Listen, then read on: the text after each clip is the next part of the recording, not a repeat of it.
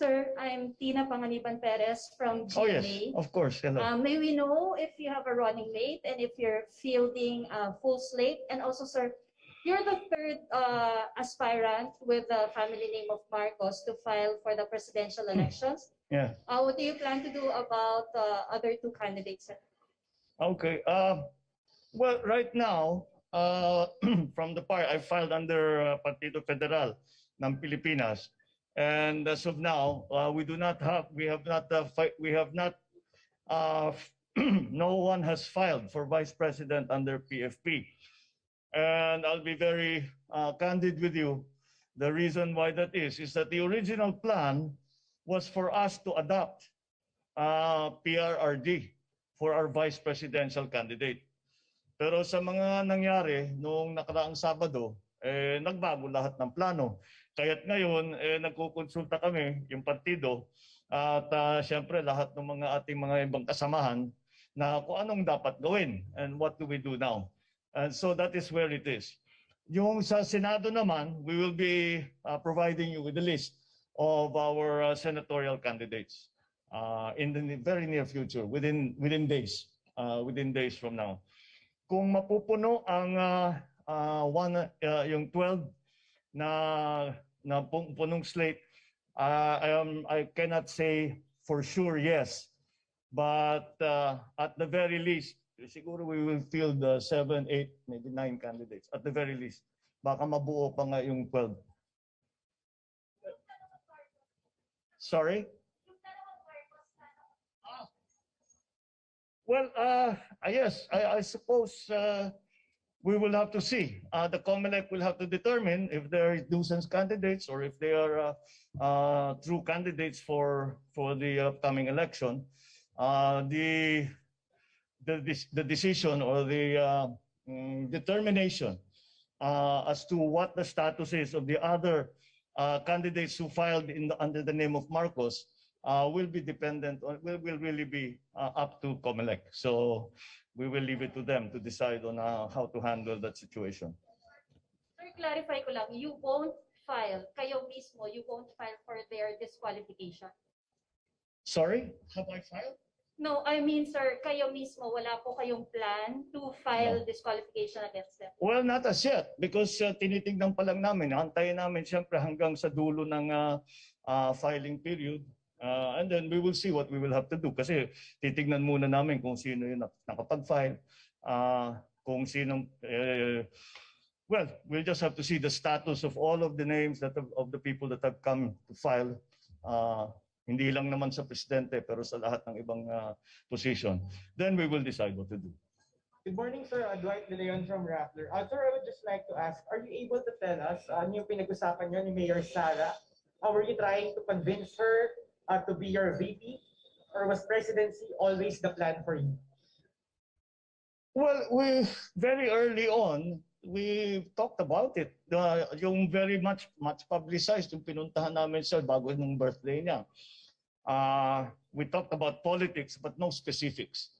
And since then, hindi na kami nag-usap sa specifics. Yung mga ganyang klaseng usapan, ikaw mag-presidente, ako mag-vice, ikaw mag-vice, ako mag-presidente. Wala kaming hindi na umabot yung usapan namin sa ganun. Sir, are you considering Senator Bongo as your VP? Are you considering Senator Bongo as your VP? Paano yun? Bong. Bong to the third power. Baka pwede rin. We'll see. Kaya nga, nagulat, siguro pati kayo, lahat naman tayo nagulat yung mga pangyayari ng Sabado eh. So we still have to determine what the effects of all of that will be, not only on me, but also the rest of the candidates in our party specifically. Yeah. So ano pong mangyayari doon sa motion for reconsideration ninyo for the VP protest? Is that considered withdrawn with your filing of COC?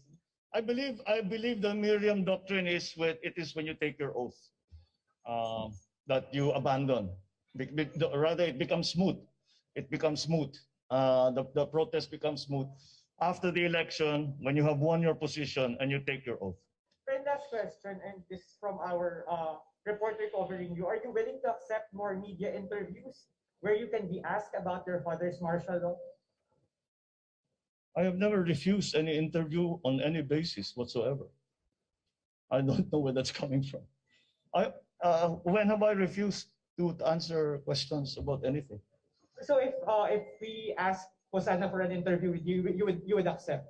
Well, my comment to other people always is, if you have something new to ask me, mahirap naman if we will be having the same conversation I've been having for 35 years.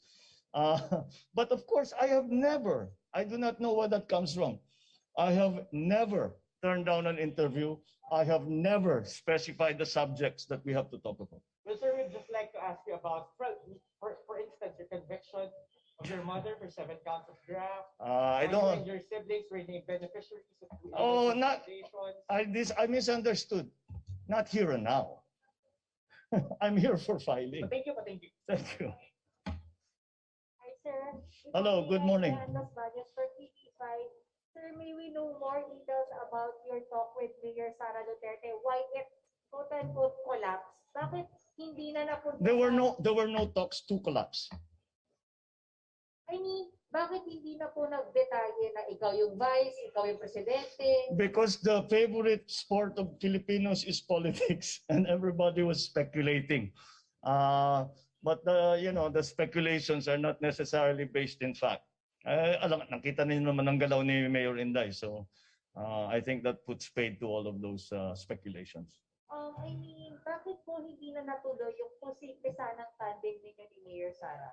Kasi hindi naman siya tumakbo eh. Tapos. Di ba? Okay? Is that it? One more. Oh, sige. Are you ready for another fight with VP Lenny if she will run for president? No, I do not have any fight with VP Lenny. I'm running for president. I'm not fighting against anyone. I mean, another round of election, of campaigning, fighting. I don't.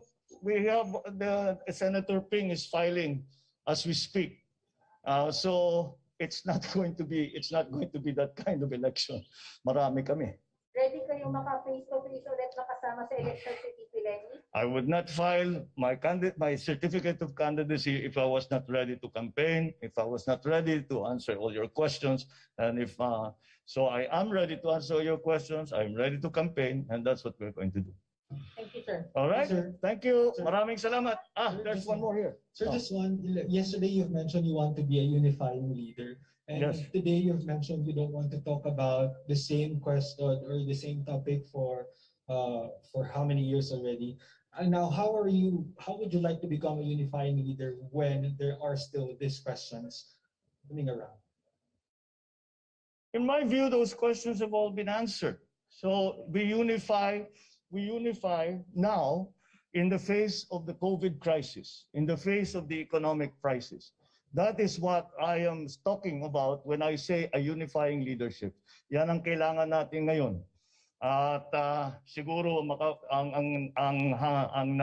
hangarin ko, ang layunin ko ay makapagbigay ng tinatawag nga na unifying leadership para magkaisa ang mga Pilipinong harapin natin itong COVID, harapin natin ang pag-ahon at pagbukas ng ating ekonomiya. Yun ang aking layunin. Yun ang ating pangarap para dito sa. That is why I call it a unifying leadership, because it requires leadership, a leadership that unifies the country, does not polarize the country. All right, sir. Thank you. Thank you. Magandang umaga.